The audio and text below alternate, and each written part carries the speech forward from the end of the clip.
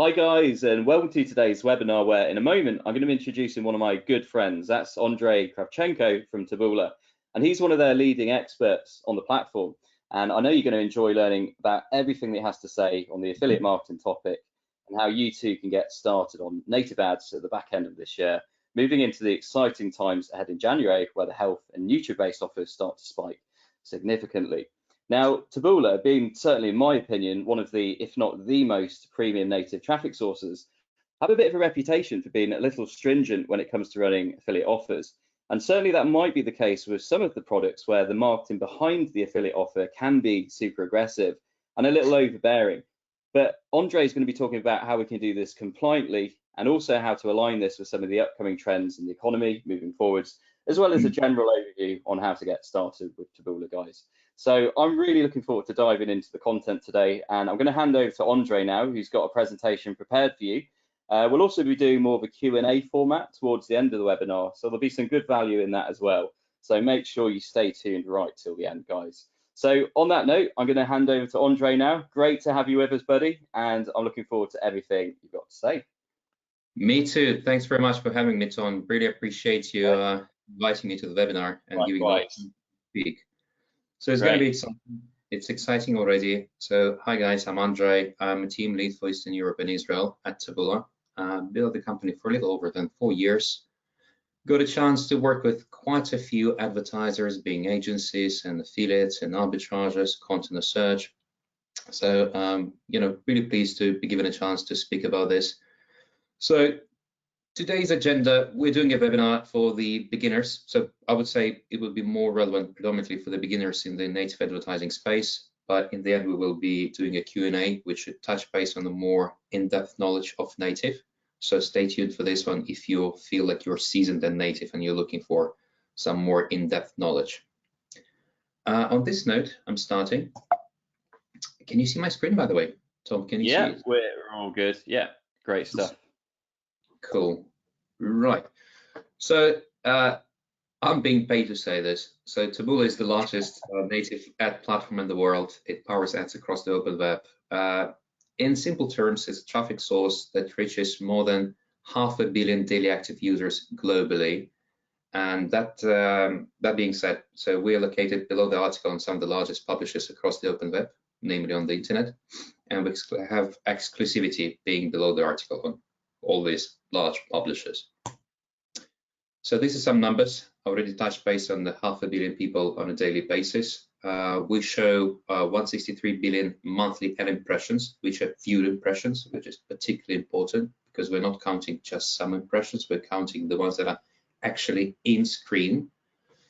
And finally, I mentioned that we have quite a few publishers working with us on an exclusive basis. So there's more than 9,000 of them. And there's quite a few of them that you can see on our website, or if you're working with them, you're familiar with all the names. But yeah, it's CNBC, Bloomberg, Business Insider, and some of the other large and well-known names. So just to summarize this, we have traffic all over the world. We have global partners, we have local partners. So if you have any questions about specific geos, first of all, I'm going to talk about them in a second on the next slide. But for more specific questions, feel free to reach out to me or to Tom. We'd be happy to hold a conversation on this specifically. Now, I feel like it's very important to touch base on the topic of starting to work with Taboola, because a lot of people that we're working with, they're really struggling to understand what's the flaw for starting to work with us. And they are like, hey, sometimes we do have a manager, sometimes we don't have a manager. We start in self-service, we start with a managed service. And I feel like it's a little bit confusing. And again, I feel like it's important to once and for all discuss this and explain how it works for us and for our clients, so both internally and externally. There we go, fancy animation. We have 3 tiers of support at Taboola, starting with the self-service one, which is when a client registers, affiliate, agency, brand registers via the website. And they're being supported by our support team, which is scattered across the world in one of our offices. But it's self-service. It's just for someone who wants to give it a try, someone who doesn't really necessarily have a particular experience in native, someone who wants to see what the traffic's like, what the user intent behind the traffic is, and they just predominantly this is for those who are just starting or for those who are not looking to get, say, large volume of investment going on. And that is fair enough. Like we have 14 or 15,000 active advertisers, and it's important to support everyone. Hence, we have tiers. So I personally represent the growth/SMB tier, which comes after self-service. So if you are looking for an additional level of support, or simply your volumes grown to a point that, in order for you to scale more, you need some additional guidance, let's call it this way, you may be allocated to the growth tier or growth support department. And growth support department is not really different to enterprise. The reason we're using these fancy names is to distinguish between large companies, large corporations with more than 200 employees, which is enterprise. Think large agencies, not going to name them, but there's a big 4 and big 6 agencies depending on the on your perspective. But the reason for splitting between SMB and enterprise is because on the enterprise side, you usually have a lot of stakeholders in a company, a lot of decision makers. Hence, the work process tends to be more reactive. Like a lot of questions, and the account manager tends to react to them. Now, with growth, we tend to be a little bit more proactive when it comes to communication with the client, because first of all, the client tends to be on a smaller side, headcount-wise, so there's less than 200 employees in the organization. Predominantly, the type of clients that we're working in growth are performance clients, lead generation, e-commerce. Sometimes it's brand performance, but again, I would say it's mostly traditional performance, so bottom of the funnel. And yeah, these organizations tend to have fewer stakeholders, so more concentration, more concentrated decision-making power, hence less questions coming from many people, but rather many questions coming from just a handful of stakeholders, which allows us as sales reps like myself or account managers to be more proactive. So this is the support tiers. Tom, do you have any questions about those? No, I think we can come on to what kind of the onboarding process looks like a little bit later in the Q&A. So I've got a few things prepared for that. But no, I think that's a good overall view for people to kind of make sense of how your model works on that front, right? Yeah, great stuff. Great. Let's say you're not in self-service. Let's say you've moved on to the growth. We call it managed service, but it doesn't necessarily mean that you are being managed. Some clients are asking to be managed, but for this, there are agencies, and we do have a lot of agency partners which we can refer to. Let's talk about it separately if there is interest. But if you're working with us directly, usually the first conversation we have is working out a media plan, and we're trying to be very mathematical about it. So we try to stay away from prescribing massive budgets and say, okay, spend 1 million with us or there's no interest. It's not the case. We're trying to work on the consulting side of things. We are very much interested in our client success because our client success is our success as well. So if someone comes to me and says, okay, I have 10 different verticals that I'm running this and this and that, and I want to test everything in like 20 different years, my typical reply would be, we need to narrow it down. Because I'm a big advocate of focus in our department. We're strong advocates of focus. We recommend starting small and building on top of it, as opposed to spreading the attention across multiple touch points.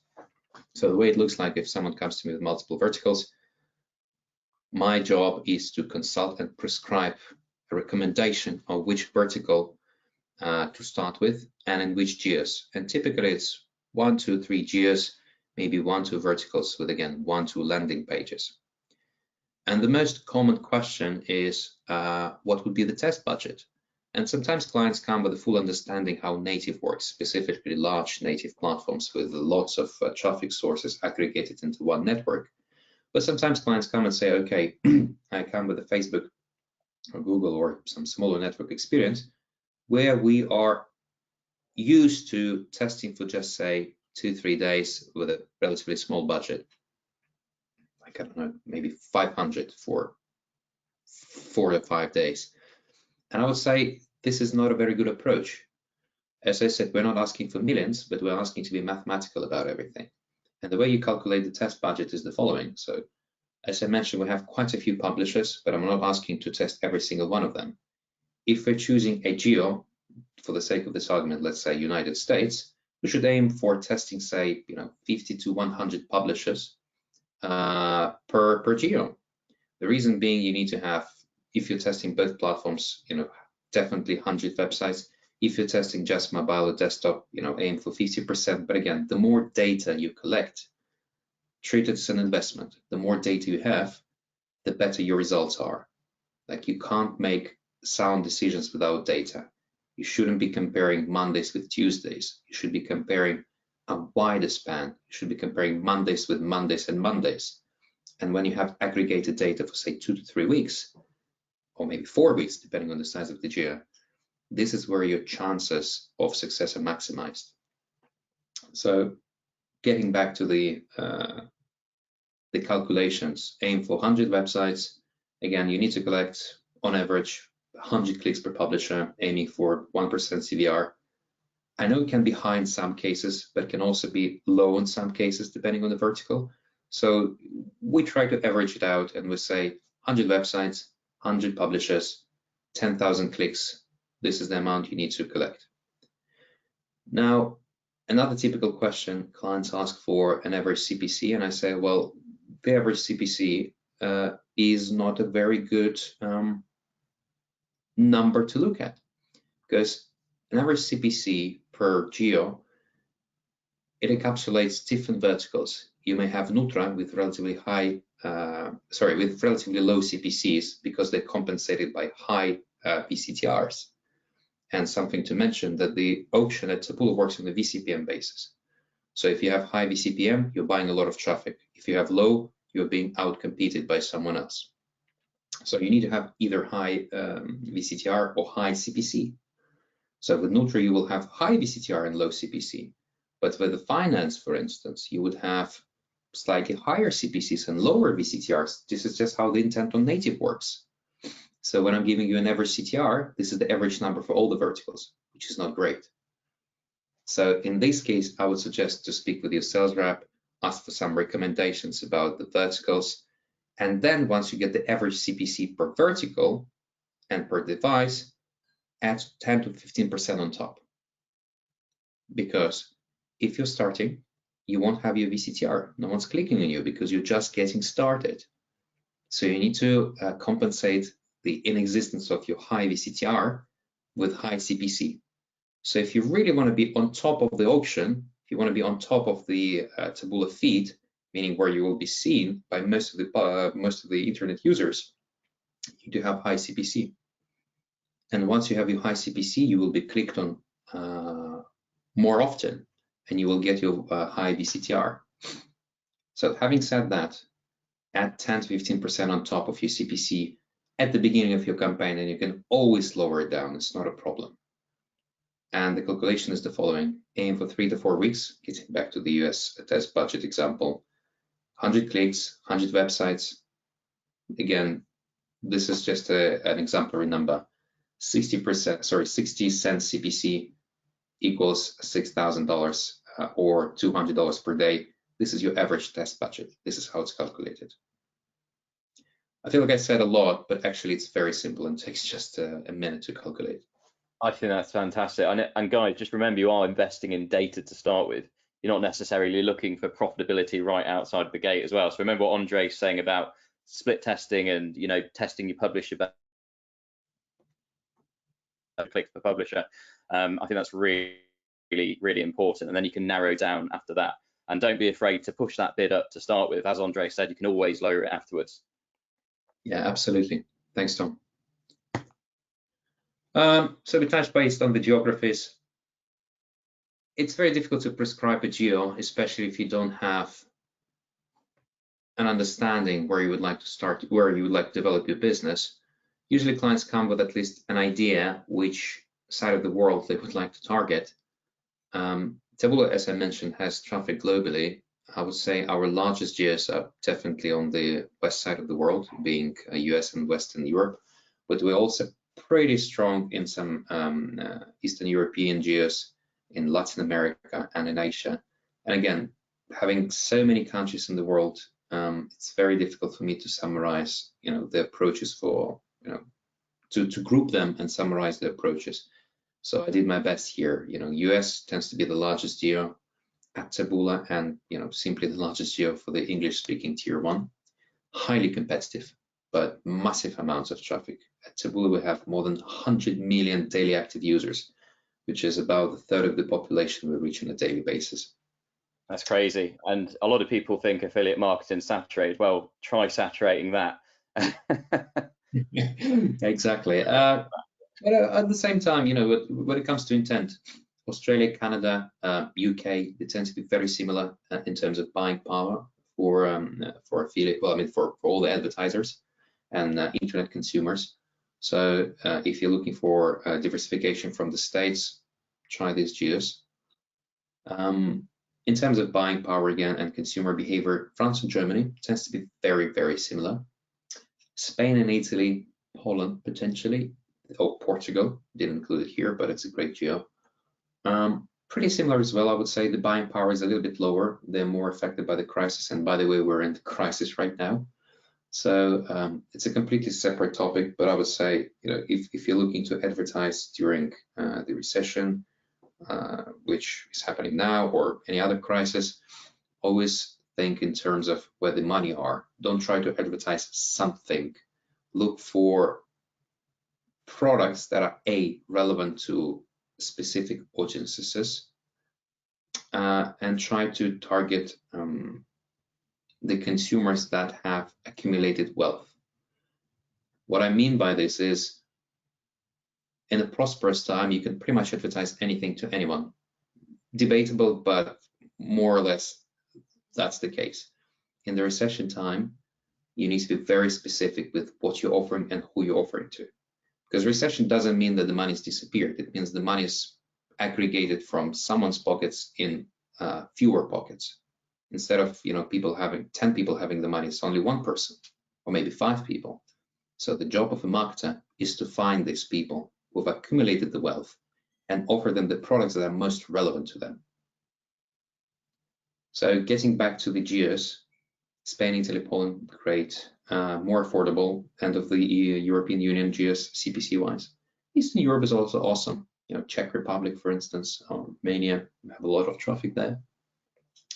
I would say Latin America is quite similar in terms of consumer behavior. Mexico, Brazil, the rest. If we were to take the neutral example, for instance, I would say for Eastern Europe, for Latin America, it's very common to run COD offers, cash on delivery, versus SS, straight sale ones, which are more common for Western Europe.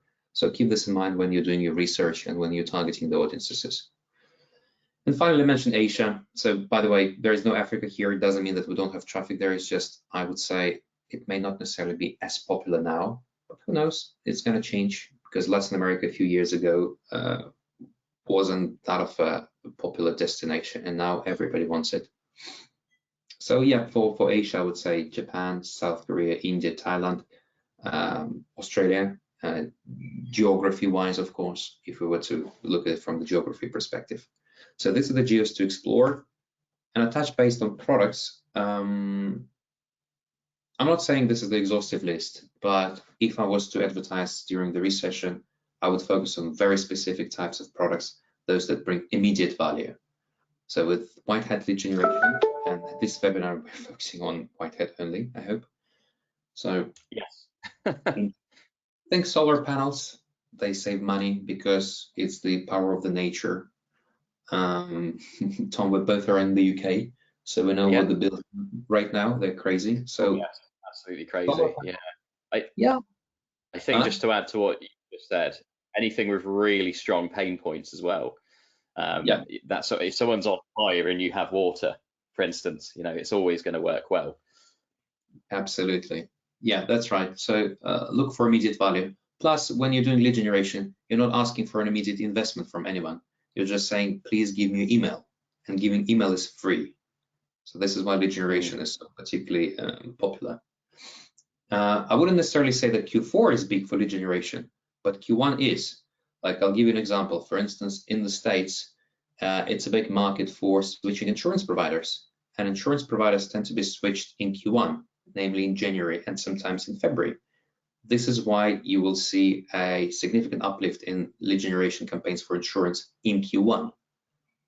So link this to what I said about researching the markets. It's important to know these things before you start advertising, because having these insights in mind, you will always have a vertical to start with, because you know that, say, Q4 is big for e-commerce because everyone is looking for buying presents for their loved ones for Christmas, for instance, or they just want to get a good deal during Prime Day or Black Friday. And Q1 is for lead generation. So these things. Finance, on contrary to some people who think, no one's going to spend in recession on finance, I disagree. We shouldn't disqualify the buy the deep approach. I'm not saying like buy Bitcoin immediately, but I'm saying, you can run education for investment, or you can run some license investment for sure. E-commerce we already mentioned. There are immediate relief, there are seasonal, there are evergreen products. It's a very broad conversation to have, but e-commerce is definitely something to try, at least in Q4. So I would strongly encourage people to run e-commerce offers now. And finally, there's content and search arbitrage, which tend to be on the niche hand side. Content arbitrage, this is pretty much like top 10 celebrities type of websites, which are heavily monetized. And search arbitrage, also known as native to search. This is when you're using, search arbitrage does not necessarily have to be native, but this is one of the most common approaches, is when you are using a slightly more affordable traffic source to drive to Google/Yahoo/Bing search feeds, and you're making money on the difference. It's very niche. It requires a lot of savviness and technological acumen, because you would need to run quite a lot of campaigns simultaneously. There's like hundreds of them simultaneously, so you would need external tools. It's also possible. We also have great connections, so we can connect you with the right people who provide software for this. But again, it's a completely separate conversation. But don't disqualify this niche just because it's complicated first. It's a very, very fruitful one. And I believe that's it from my side. We have about 10 minutes to continue with questions, I believe. Yeah, okay, well, thanks so much for that awesome presentation, Andre. Some really good value in there, and I think you did an amazing job of explaining the whole process on getting started with Taboola. So let's just dive into a few more questions based on that.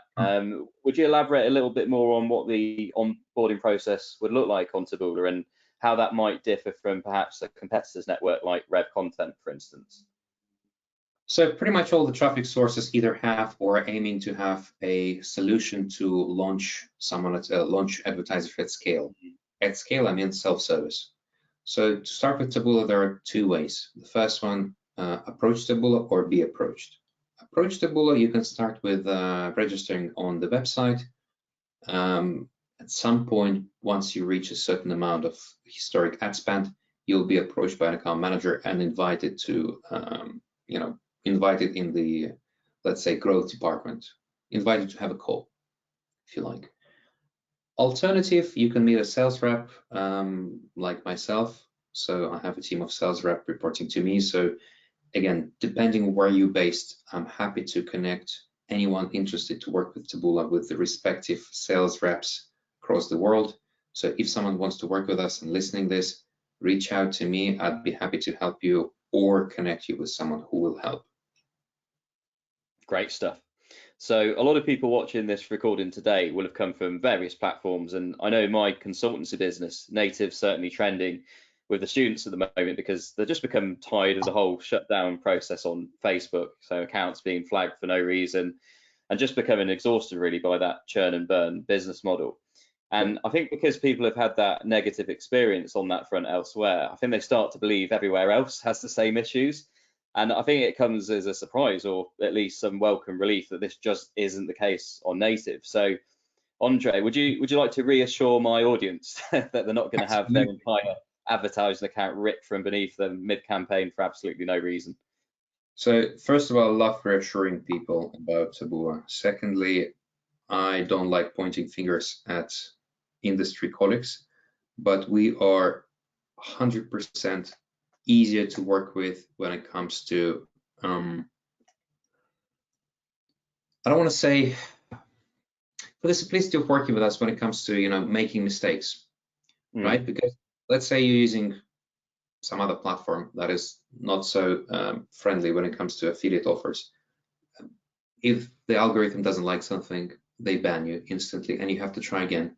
For those who are doing black hat, and we're not talking about black hat today, but black hat industry, and a lot of people, not clients, but people I know, they're in the farming business, farming thousands of accounts for social media, and that's what they do. And the reason being is because the social media platforms do not necessarily being so friendly towards certain verticals of products. And I'm not even talking about cloaking. I'm just talking about, maybe poor quality product they don't like. And they don't necessarily really want to dive deep in this and understand the business, which is fair. But what I'm saying is at Taboola, we only ban accounts, ban as in close down, shut down, when someone's trying to run fraudulent activities, namely cloaking. In all the other cases, it's just a rejection. And rejection means try again, and we can help you when you try again.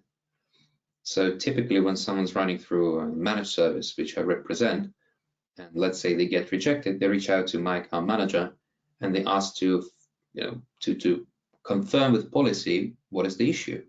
And once it's confirmed, the landing page is amended, they go live, and then they scale. Great. I think the key there as well is you actually want our business. So a lot of people on Facebook, you have to remember, Facebook don't really necessarily want your business as an affiliate.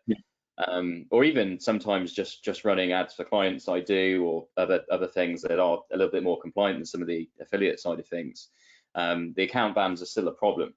But that's great to hear, guys, that the worst that can happen, providing you are staying compliant in your white hat, you just get a rejection in the account with instruction of how you can improve that ad and eventually get it live. So I think that's great to hear. So compliance is obviously a big thing when it comes to Taboola, and obviously you guys are a little bit more stringent when it comes to affiliate offers, which I don't say negatively. I actually think that's a very good thing because it eliminates a lot of the competition. So in your words, Andre, what would be your sort of best practices when it comes to staying compliant on the network? I'm gonna sound like a broken record, but I'm keep repeating. That's okay. It's good to hear the same thing again. No, it's one of the, like, if I was to name top 5 questions, this would be the most common, and it's great that there is an opportunity to answer it at scale once again.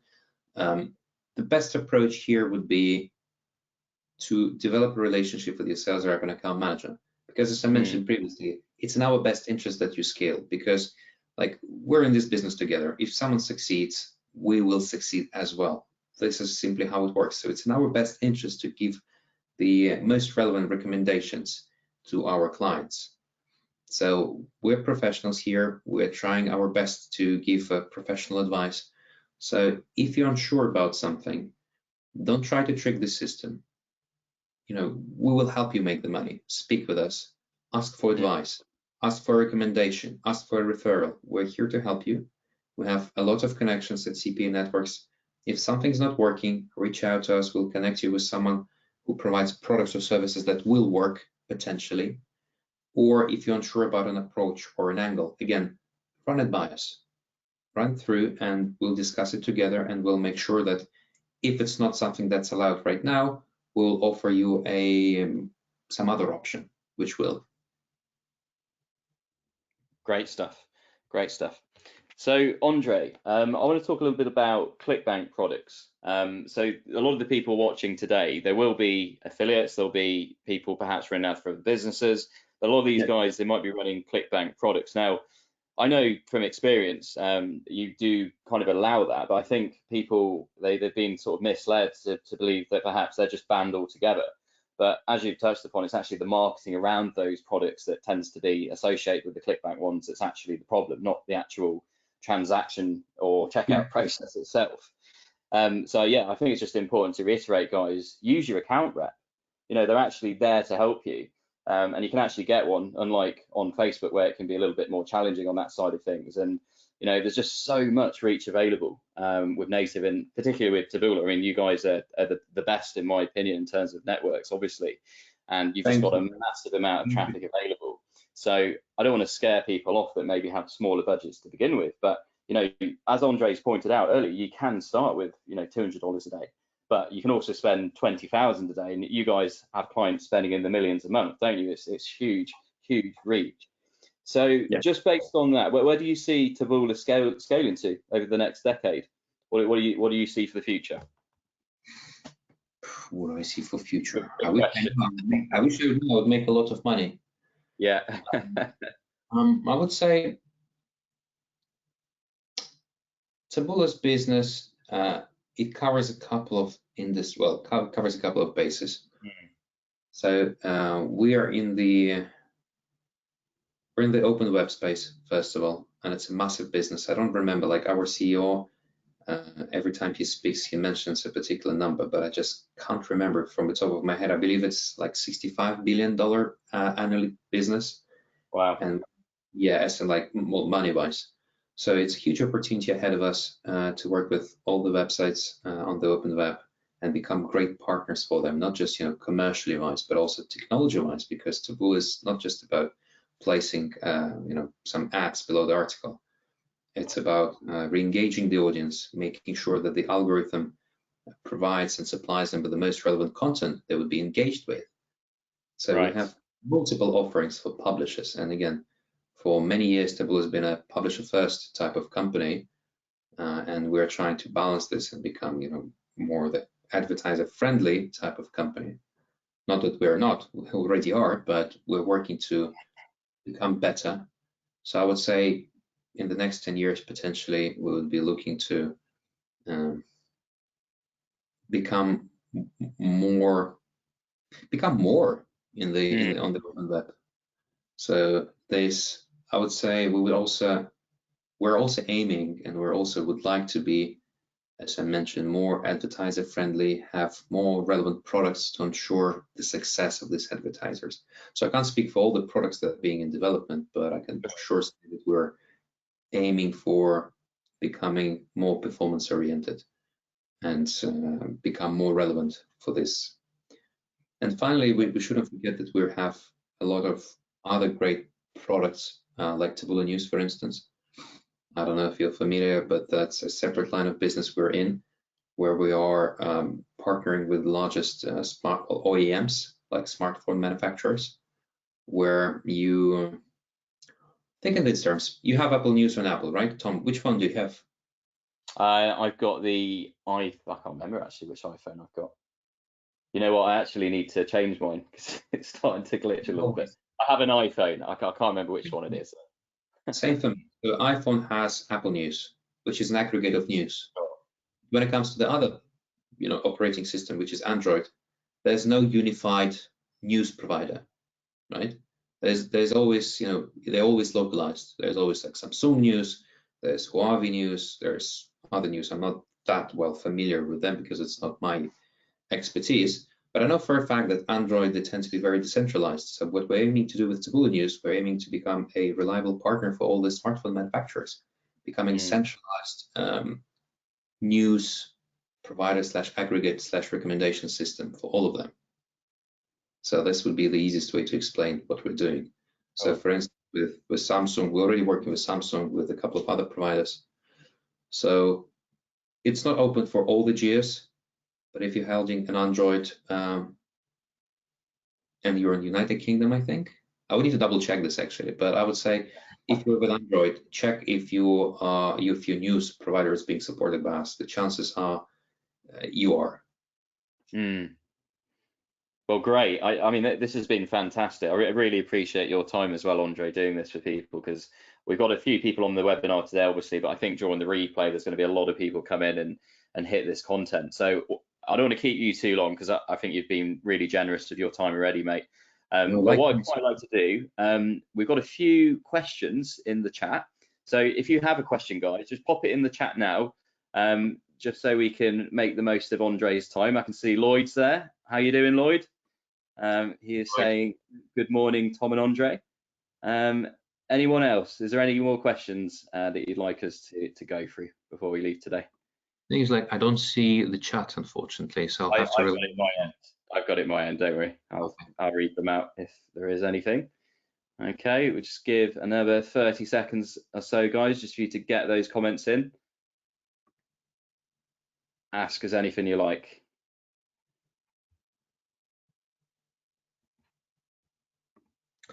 It's Friday. It is Friday. Oh, people are nervous. Probably looking for a recommendation. What This would is be live. a great bar Yeah. to go to? Yeah, exactly.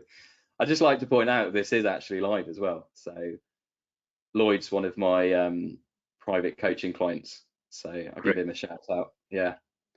Good to meet you, Lloyd. Yeah. He looks just like Elvis Presley as well. You'll be laughing at that one. Like the one from the film or the real one? Well, they both look similar, don't they? Have you? I don't want to get into that, but if anyone's seen that film, just leave a comment. It's a good film. I liked it. Great film. I love Elvis. I absolutely love Elvis. Right, there are a few coming through. Let's go with. How long do you have, Andre? I don't want to keep you too long. Well, ideally, I was supposed to hop off 7 minutes ago, but let's say 2 questions to 3 maximum. Right, 3 questions, guys. So Ashish has said, what's the compliance rule about VSLs? So I think what he's referring to is some of those affiliate offers where they have like a 40-minute pitch video before you go through to the checkout page. And some of those tend to be quite aggressive with the marketing, don't they? So I'll leave that over to you, Andre. Do you want to comment on that? So what is the question here? So he's asking about if there's any particular rules around VSL products.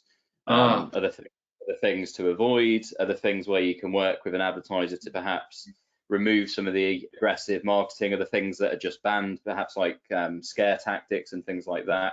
Could you comment on that perhaps? Yeah, absolutely. So the long video advertising, they're quite typical for the finance vertical and for Nutra vertical, as in health, like clean your bowel type of advertising.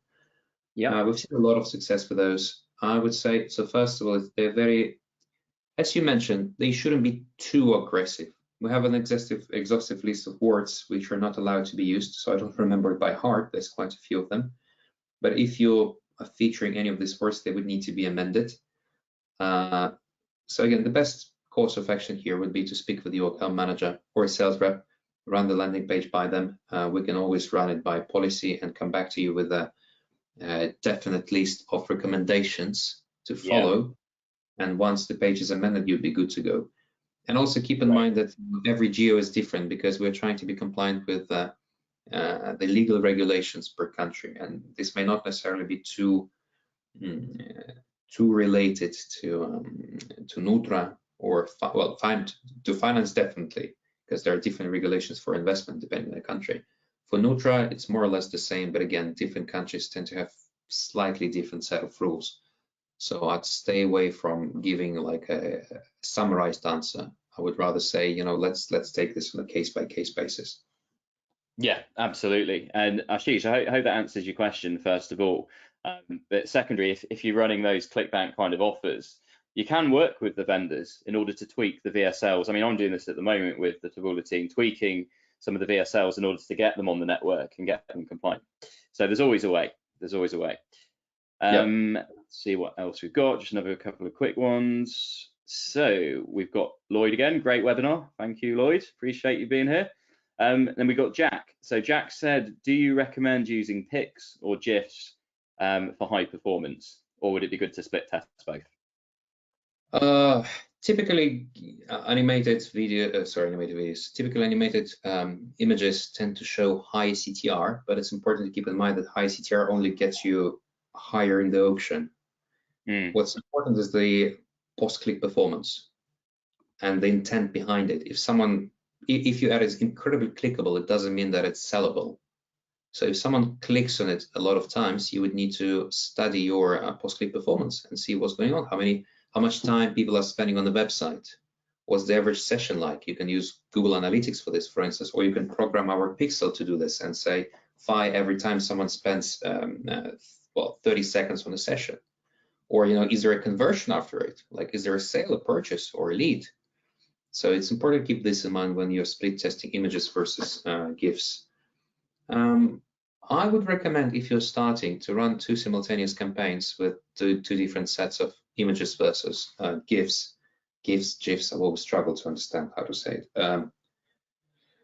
I would split test them against each other, and then if you see that there is no significant difference, I would just combine them. If there is a difference, I would focus on the best performing one. Great. Stuart's asking, are you better buying traffic direct or going through a DSP? Go direct, buddy. Go direct. That's the best way. Thank you. Thank you for not making me say this. Well, you get that level of service. That's the difference. Rather than working through a DSP, I think it's better just to work direct with you guys. And also, ultimately, a DSP might perhaps have a markup in their cost, so you're always going to obtain the traffic the cheapest and have the best access to the quality inventory going anyway. One more question. On a CPM basis, keep this in mind. You have less room for optimization. Gregory, recommended minimum budget for the USA.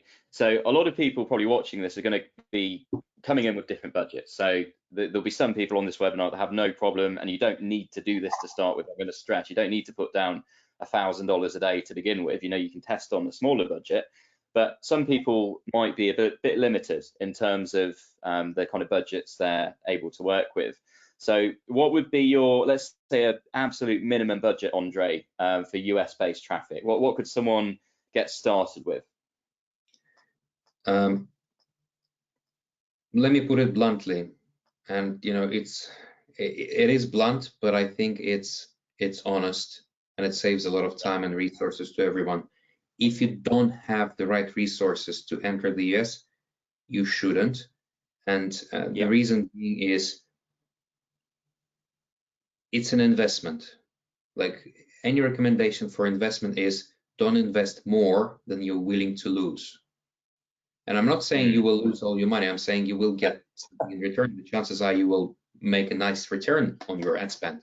But what I'm saying is, if your monthly ad spend doesn't allow you to test the largest geo in a platform for the recommended budget, seek alternative. Seek a smaller geo. UK, Australia are much smaller. You don't have to invest as much. Like, for the States, if you're looking to test one campaign, one device, aim for 3K. If it's mobile and desktop, aim for 6K, around this. Again, apologies for being direct, but I'd rather set the right expectations. That's a part of the job as well. Definitely, and then you can divide that into your daily budget. And I think as well, as Andre rightly pointed out earlier, expect the volatility day to day. So there's natural variance that's going to occur on a Monday, on a Tuesday, on a Wednesday. One day you might get 5 conversions, the next day you might get 2 conversions, the next day you might get 10 conversions. Look at it over a longer period of time and make sure you go in with enough budget in order to properly split test your offer. And that's going to vary offer to offer as well. So if you're going after an offer that pays out $200, if you're only prepared to spend $100 a day, you're not even testing 1 times the offer payout. So you're not going to collect enough data, and you'll end up with little pockets across the network and nothing meaningful. So great stuff. Anyway, I think that kind of wraps it up. So thanks for some good comments here regarding the webinar. Yeah, no problem, Stuart. Hope that helped answer your question. And if there isn't anything else, Andre, I'm going to let you go, and I'm going to thank you very much for your time and really appreciate you coming on again. Thank you for having me. You're very welcome. I hope we can do this again at some point soon. So guys, thanks for being here today. The recording is going to be available later. I'll stick that on YouTube probably this evening, and I look forward to speaking with you all in due course, and I'll talk to you soon, guys. Cheers, Tom. Thanks, everyone. Happy Friday. Happy Friday. Bye-bye. Bye.